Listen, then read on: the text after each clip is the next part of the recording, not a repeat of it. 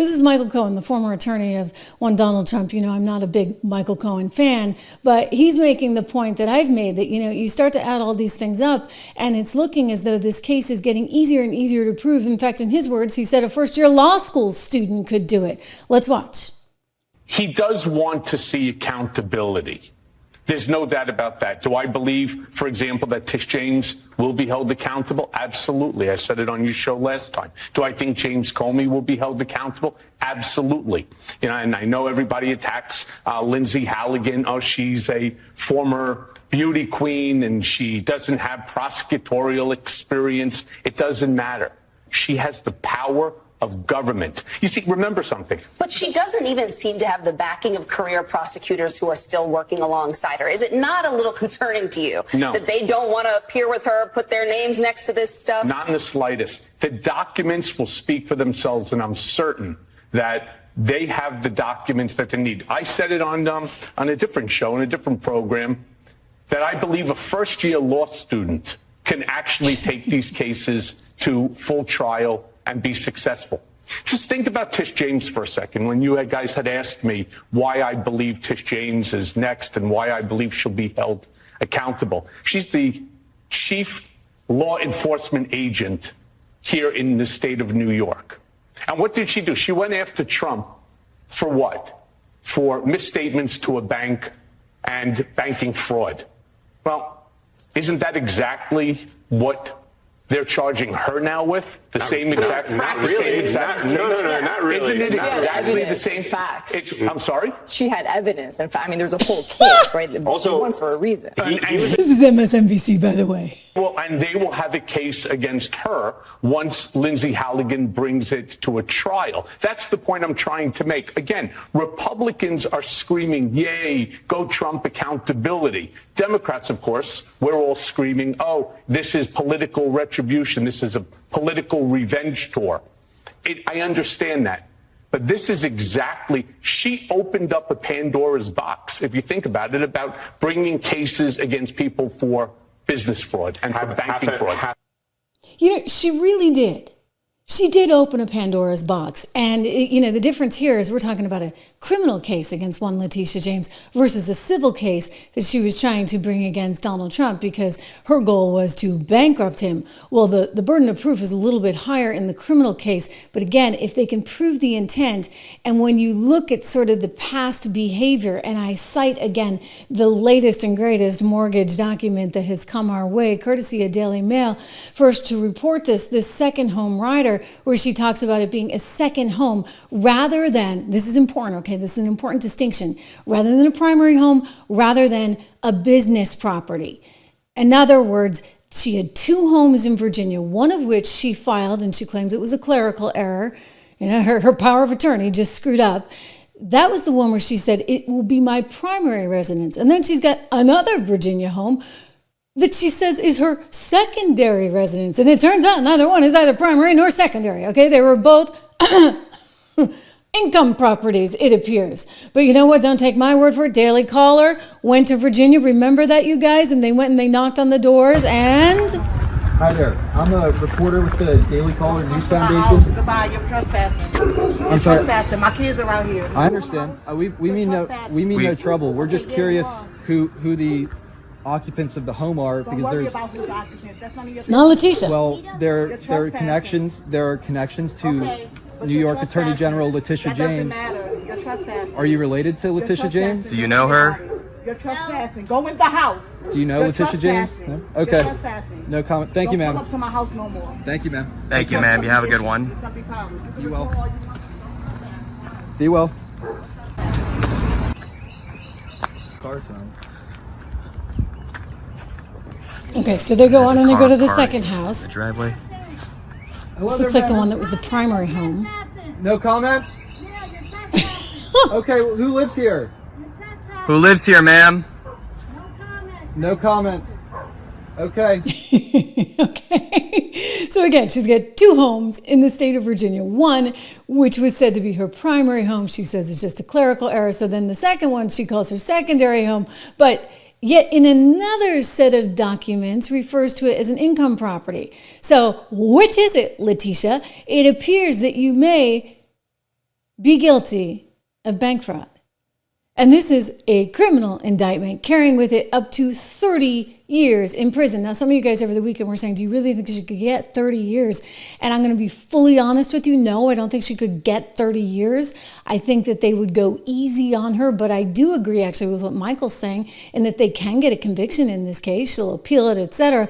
But I don't think it's going to be that hard because I think you're going to be able to prove the intent via the document that I just showed you. In other words, there are now multiple. Oh, and we're not even talking about New York where she claims 4 levels in her property instead of 5, thereby securing a better mortgage rate, nor have we gone back to 1989 when she filed for a mortgage with her dad and said that she was his wife. Again, you're looking at a pattern of behavior, ladies and gentlemen, which suggests an intent.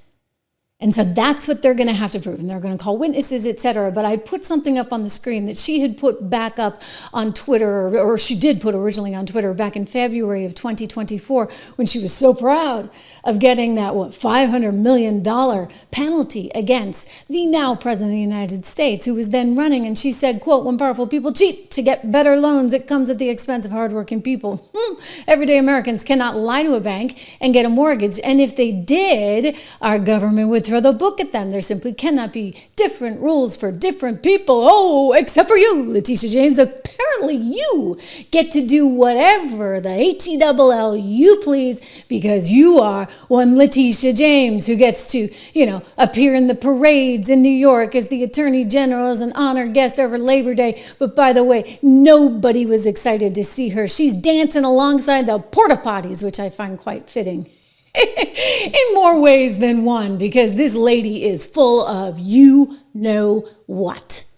Okay? You know exactly where I'm going, but we're going to keep it clean. Keeping it clean for the kids. Letitia James in all her glory, dancing, and nobody cares. Your Attorney General, Trish James.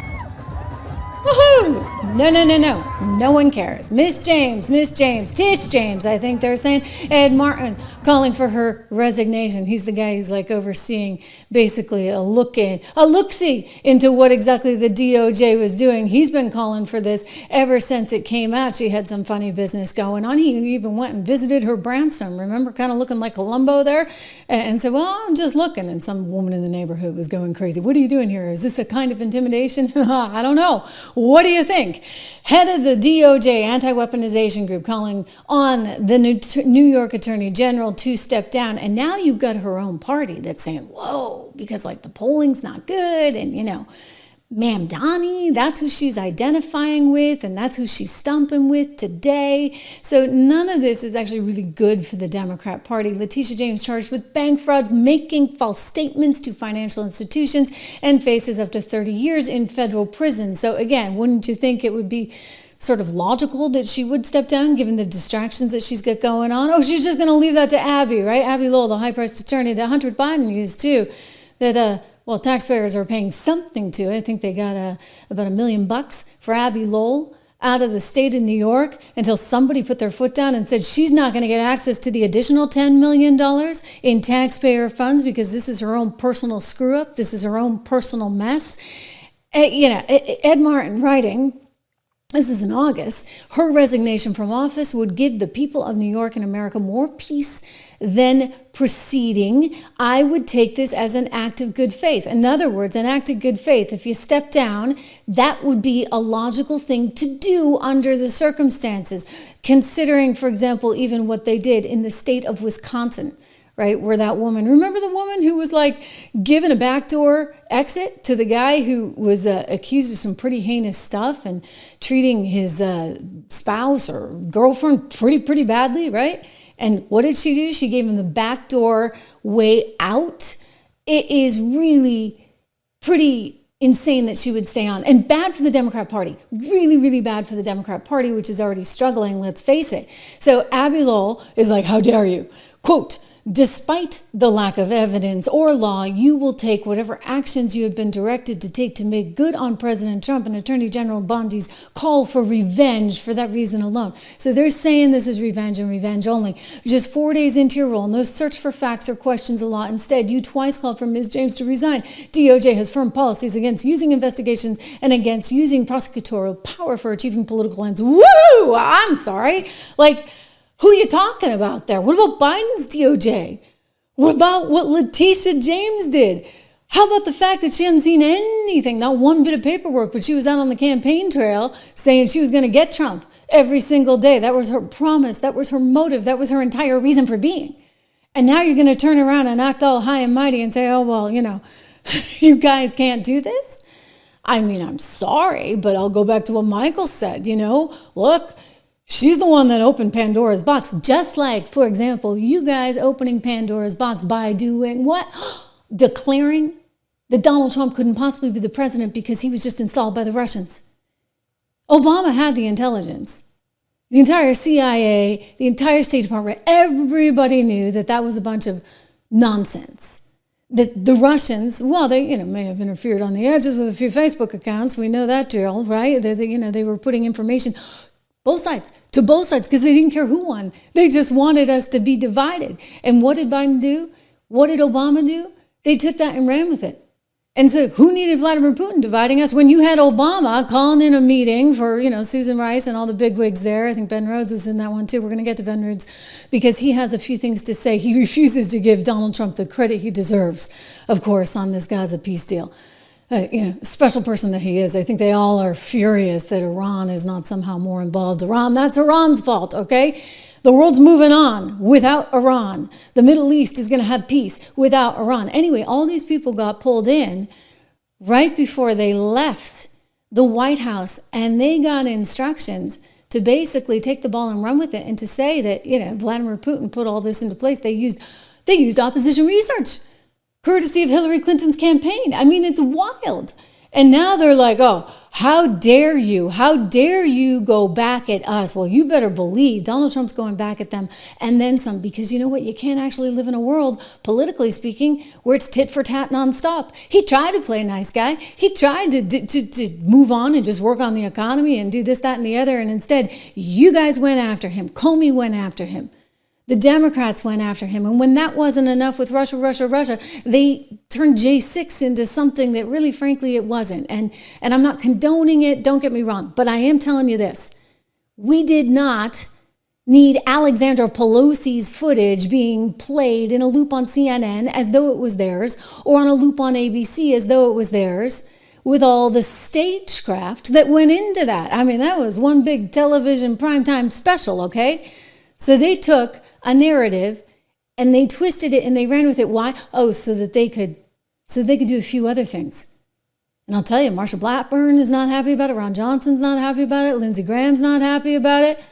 No one is happy about it. I'm certainly not happy about it, and I didn't even get spied upon. Of course, who knows? Maybe I did. Letitia James responding to all of these charges against her as calls grow now, not just in Republican circles, but in back rooms among the Democrat Party, because they know. Letitia James, Mamdani, AOC, they're bad news for the party. Watch her.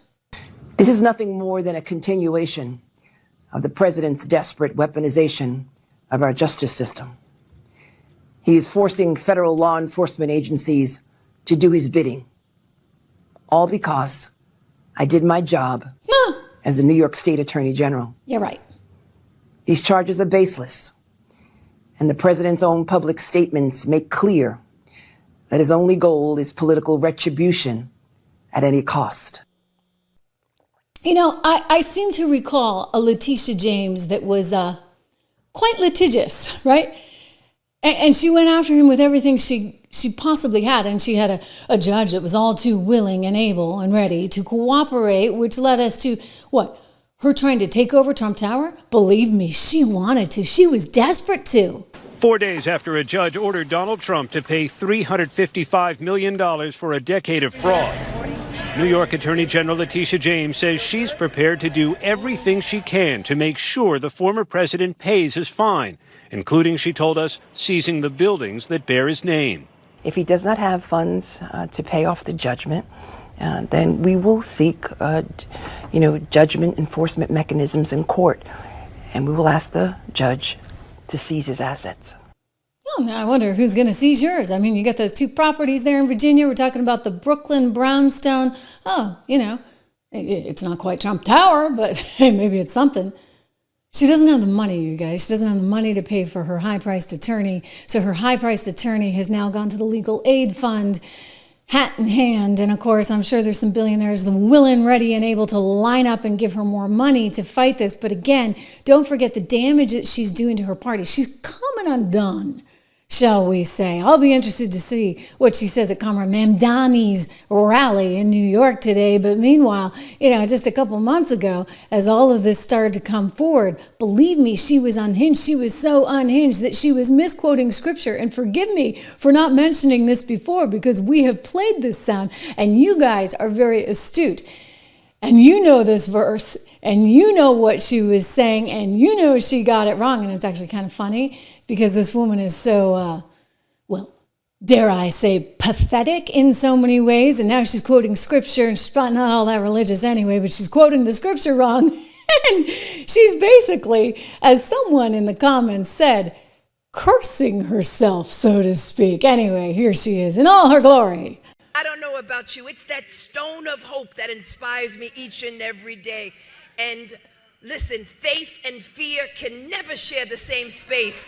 And so I'm covered by the blood. And I'm not afraid of Donald Trump. You can come after me, but no enemy, nothing formed against me will perish. Nothing formed against me. Nothing formed against me. Nothing formed against me. So she doesn't quite have it right. I mean, I don't know. Was it written in the prompter wrong? I wonder. But she is really and truly just, I think a caricature in some ways, a caricature of herself and a caricature of the last however many years. Roberto, thank you so much. I appreciate the generosity. And thank you so much. I haven't seen a lot of compliments on here too. I guess you guys like the hair today. Thank you for that too. But really, she was and is a caricature because she kind of sums up the insanity, right, of the last however many years. I mean, the last however many years going back to 2016. I realize she didn't bring these charges until much later, but the charges themselves were pretty wild because, and again, I think there's some real contrast that you can draw between what is being alleged about her and what was alleged about Donald Trump. I mean, she's kind of, and he's kind of, Pam Bondi anyway, and Lindsay Halligan, they're sort of taking a version of what Letitia was trying to allege about Donald Trump, and they're kind of throwing it on its head and throwing it back in her face. And it's more significant, it's more severe, one, again, because it's criminal, and two, because you've got a paper trail there, versus Donald Trump. It was sort of a different kind of deal where he was saying, hey, I think my property, Mar-a-Lago, is worth this. And he had all kinds of disclosures, don't forget, all over the records, remember, in which he was saying, okay, this is what I think effectively, and it was up to the bank to try and prove it all out. So very different than actually firmly stating that your property is going to be used for something that it's not, which is what is being alleged in the criminal case against one Letitia James. And so I don't like the idea of the state coming in between what me and my bank are thinking a particular property is worth. I mean, think about it like your house, right? Suppose you're getting a refinancing deal on your house and you say, my house, I think it's worth this. And then it's up to the bank, right? They have somebody that comes out to your house and does a property valuation on it. And they say, yep, we think it's worth this. And therefore you can refinance it for this. Well, it's not perfectly akin, but it's a little bit relevant in terms of the analogy. Yes, Donald Trump said, Mar-a-Lago is worth this. And then you get Letitia James coming in and saying, no, it's only worth 18 million. And because he said it was worth that, which was, I think, in the hundreds of millions, and he's probably right. Again, until it's actually sold, you don't really know. It's sort of depending on, what the bank actually thinks it's worth, whether they're willing to do the loan. Apparently, they were so willing to do it, they would have done it again, they said. So you had a victimless crime, right? Totally victimless crime with a bank and an individual, Donald Trump, that would have done the deal over and over and over again. But in Letitia James' case, she's saying, no, it's only worth 18 million. How on earth she's in charge of that, or you're going to have the state interfere with that, is really wild. So now the Democrats are like, whoa, we have a liability on our hands. We have a liability because she's a pain in the you-know-what. And she's really kind of created an environment that's going to make it more and more difficult for other Democrats. You've got Mamdani, for example. Letitia James and Mamdani are like pairing up, why she's going to do his rally. This is happening today. Actually, we maybe, you know what, I can show you a clip from it because this happened just a short time ago, and it's worth seeing because she's out there for the first time speaking in a less formal environment, not just disputing what she believes to be her side of the case. But let me go to this because just who you want to see, right? Letitia James and one Comrade Mamdani. But it's worth knowing what they're saying and how she's framing this because this is brand new, just came in literally this minute, guys, and I want you to have it hot, fresh off the presses. Here is Letitia and Mamdani. But he got his political career starting here. He was a student at Bronx Science. Yeah, science. Wait a minute. But he was the vice president of the Bronx Science student body. So that qualifies him. In addition to that, Zoran, he had a brief hip-hop career. Yes. Yeah. And although Jamani and I may disagree, but hip-hop started in the Bronx. Yeah. 1520 Sedgwick Avenue. In my district. Now, I won't say that in Brooklyn, but... And so... he is born and raised. I have been born and raised in Brooklyn, but I know the power of the Bronx. That's right.